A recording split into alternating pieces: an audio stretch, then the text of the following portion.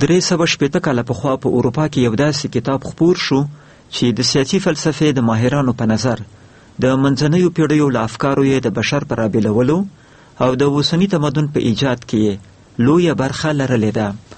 دغه کتاب لیوایتان نومیږي او انګریز مفکر توماس هابس لیکلی دی. هابس په داسې زمانه کې اوسېده چې په اروپا کې له یوې خوا د کاتولیکو او پروتستانتو ترمنځ مذهبي شخړې وې او له بلې خوا د انګلستان په شمول په مختلفو اروپایي هیوادونو کې سیاسي بېثباتي وه.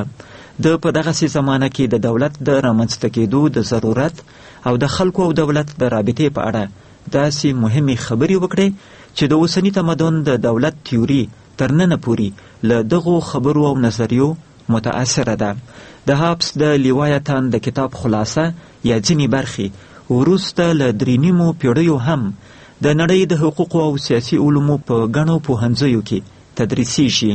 د دې اونۍ په بحث کې د ادبیاتو او اجتماعي علومو ډاکټر نظام الدین کټوازی د همدې کتاب په اړه خبرې کوي.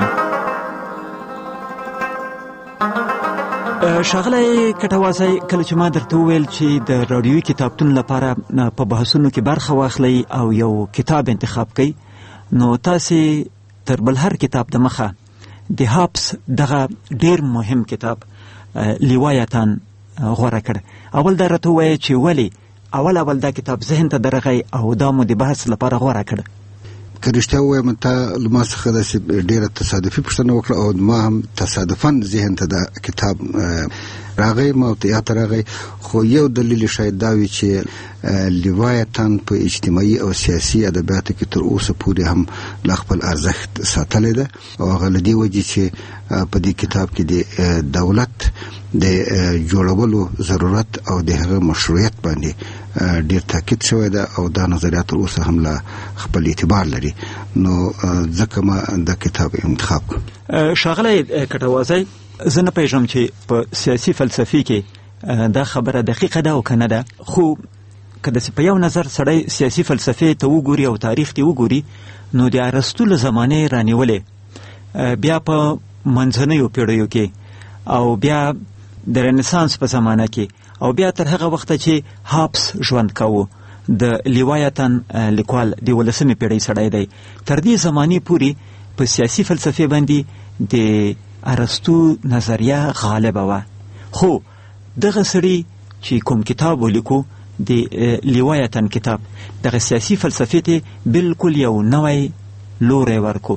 آیا دغه خبره چې کوم دا مبالغه در معلومیږي او که دغسې ده؟ نه، زه فکر کوم چې دا مبالغه نه ده.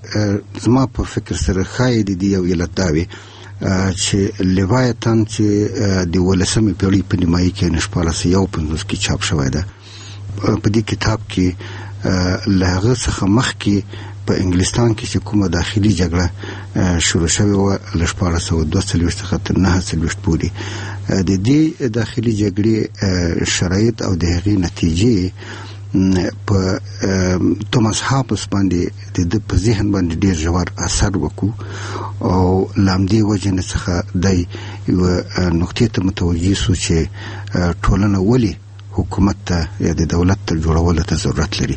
نو ځکه دا ضرورت پیښ شوی و چې د په سیاسي او اجتماعي ادبیاتو کې یوه نوې نظریه ایجاد کړه.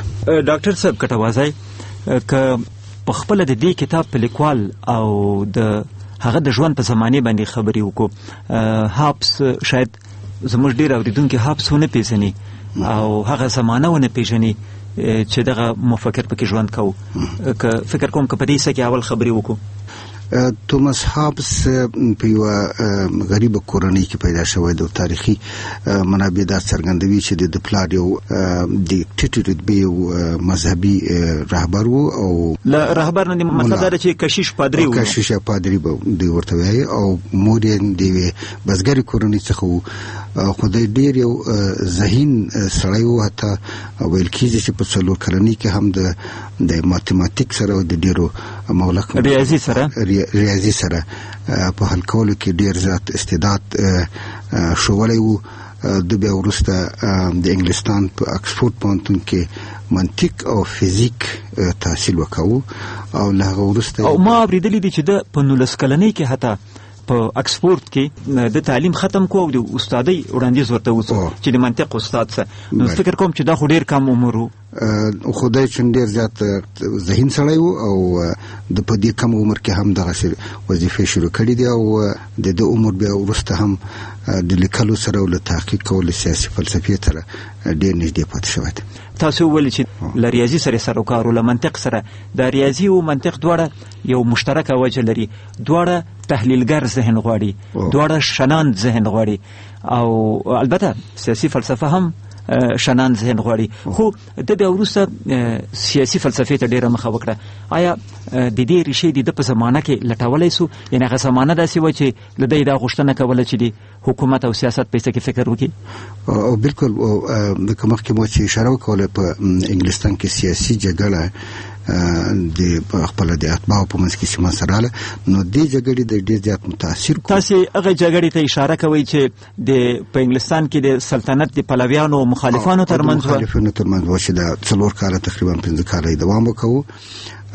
د جګړې د زیات متاثر کو او د ته وهڅو چې د انسان په سرشت باندې او د ټولنې په خصلتونو او بیا بالاخره د دې ضرورت باندې فکر وکړي چې څنګه کېدلی شي چې و ټولنه له بدبختۍ، بېنظمۍ او جګړو څخه خلاص کړي.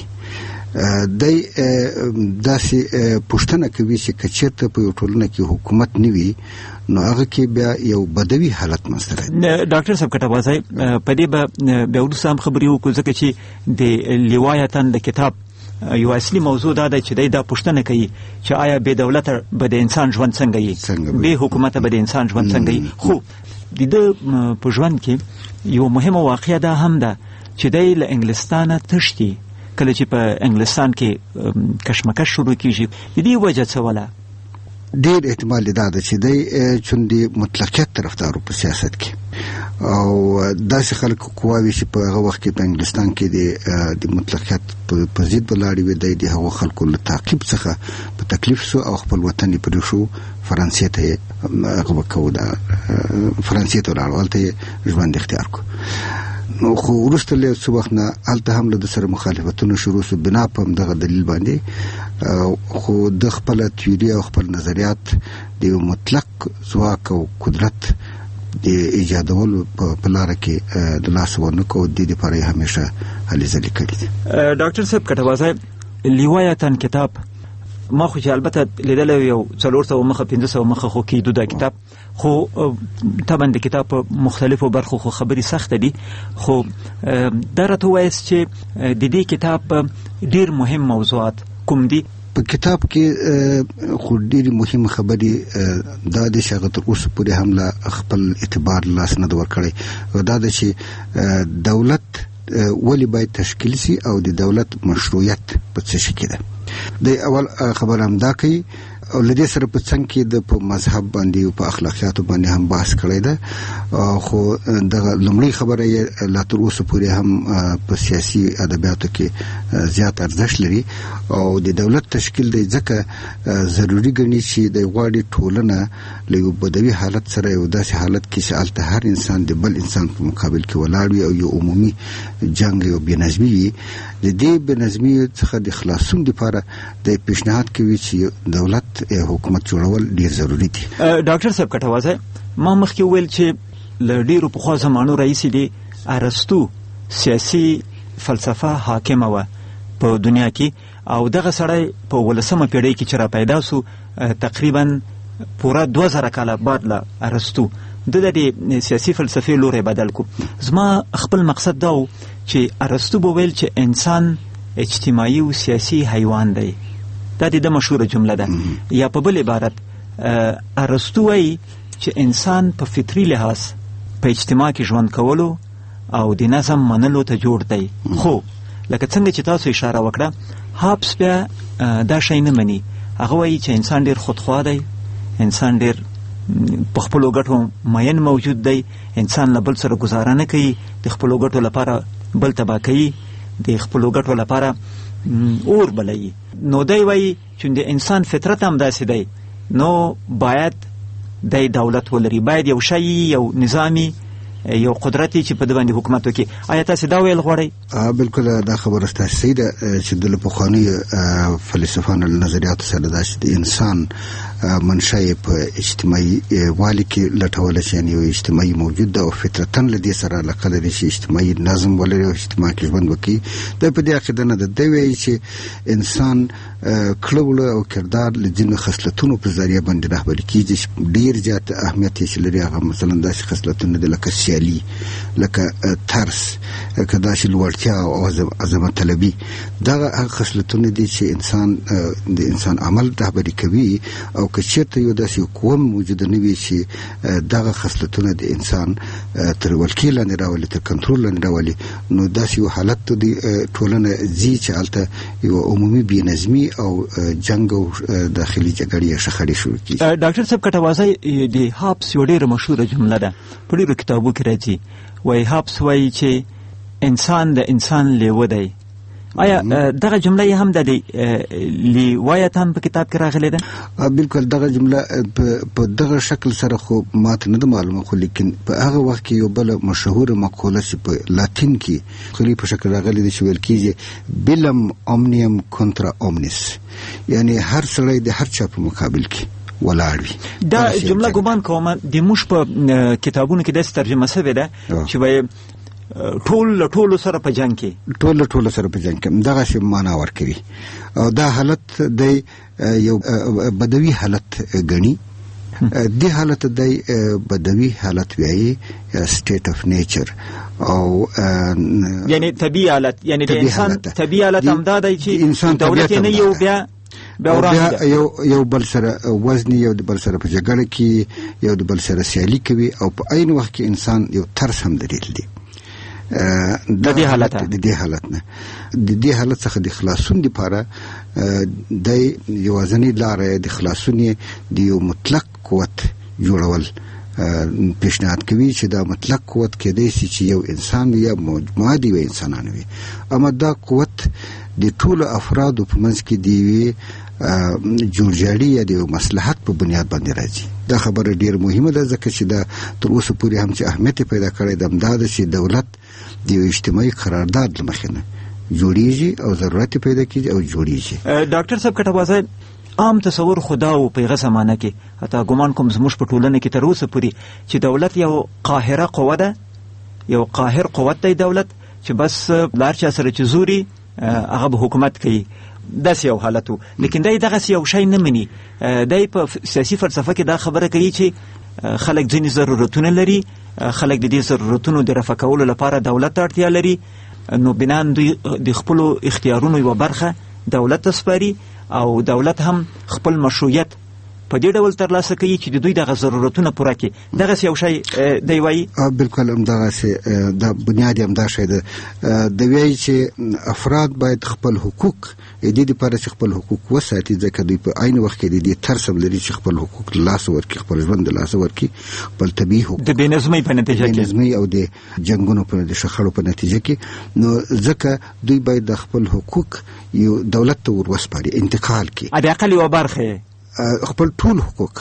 لوی خبره دا په دې باندې شاید وروسته خبره وکړو چې د مطلقیت طرفدار ده. دوی وایي چې ټول حقوق د افراد باید دولت ته انتقال شي او دولت دا د دې قرارداد یا د دغه تړون په نتیجه کې د خلکو او د دولت په منځ کې چې کېږي دولت دا ژمنه لري چې د دوی حقوق وساتي او د دولت مشروعیت په دې کې دی ویني چې تر هغه پورې مشروعیت لري تر څو پورې چې دغه افراد د دې قرارداد له مخې نه د دوی حقوق او د دوی ژوند وساتلی شي. ډاکټر صاحب کټوازی، د دې خبرې د هابس د دې خبرې د اهمیت په باره کې ویل کېږي چې د هابس په زمانه کې یا تر ده پخوا د کلیسا غټانو مشرانو به ویل چې دولت یو چاته خدایي ودیعه ده، په پلاني سړي باندې خدای پاک پاچایي لورولې ده، نو ستا پکې څه کار دی؟ دغسې یوه خبره کېده. البته دا خبره زورورو کوله په خپله ګټه باندې. دی له هغو لومړنیو مفکرانو کې ده چې دا وایي چې نه، خبره داسې نه ده، خبره داسې ده چې خلک ځینې ضرورتونه لري، د هغو ضرورتونو د رفع کولو لپاره دولت رامنځته کوي او د دې لپاره چې دولت وکولی شي چې دا ضرورتونه پوره کړي، نو خلک باید ځینې اختیارات هم ورکړي دولت ته. یو قوت هم ورکي. زه فکر کوم د دې خبرې اهمیت په هغه زمانه کې له دې نظره هم دی چې دی دولت د کلیسا له نظره بیلوي که څنګه؟ هو دولت ایجاد او تشکیل ته د یو عقلاني نظر څخه ګوري. اول خو فرق د کلیسا د نظریاتو منځ کې دا و چې د دولت منشا د ټولنې څخه بهر نه ګڼي. دا د انسانانو په لاس باندې جوړ شوی یو مصنوعي حالت ده، اما د یو ضرورت په بنیاد باندې، لکه چې مخکې مو ویل چې ټولنه له بې نظمي څخه د خلاصون یو ضرورت ده، او په همدغه بنیاد دا د انسانانو په لاس جوړ شوی یو قوه ده دولت چې وظیفه یې همدغه ده چې د افرادو حقوق وساتي او ټولنه له بې نظمي څخه وژغوري.